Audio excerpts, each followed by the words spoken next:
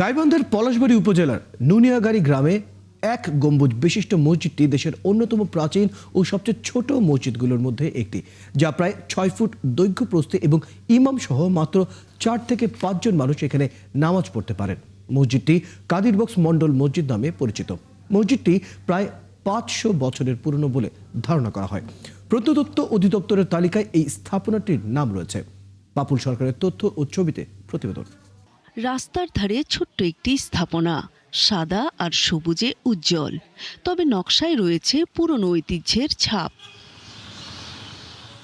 গাইবান্ধার পলাশবাড়ী উপজেলার নুনিয়াগাড়ী গ্রামের এই স্থাপনাটি দেশের অন্যতম ছোট আকারের মসজিদ। এক গম্বুজের এই মসজিদটি প্রায় 500 বছরের পুরনো এবং মোঘল আমলে নির্মিত বলে ধারণা করেন এলাকার লোকজন।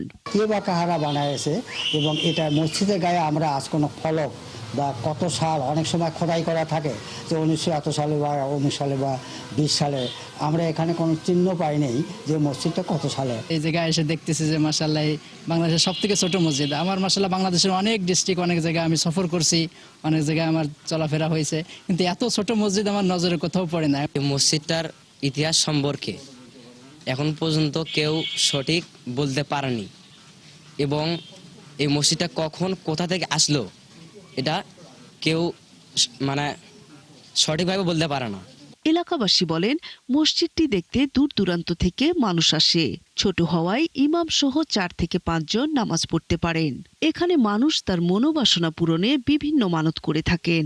এখানে অনেক লোক দূর দূরান্ত থেকে আসে, অনেক কিছু মানত বা ইয়ে করার জন্য এখানে আসে, নামাজ পড়ার জন্য। আমার বাবা জিজ্ঞেস করছিল দাদাকে যে বাবা এই মসজিদ ব্যাপারে আপনি কি জানেন, কে করতে, কত দূর? তো আমার দাদা বলছে যে আমিও জানি না কখন হয়েছে, কে করতে।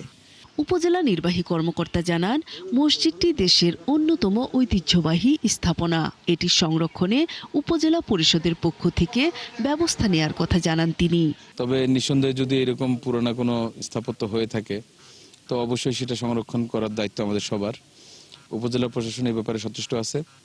আর প্রত্নতাত্ত্বিক অধিদপ্তরের নজরে এটা নিয়ে আসা যায় কিনা আমরা এটা সরেজমিন তদন্ত করে বা ভিজিট করে তারপর এটা নিয়ে সিদ্ধান্ত নেব। মসজিদটি কাদির বক্স মন্ডল মসজিদ নামেও পরিচিত।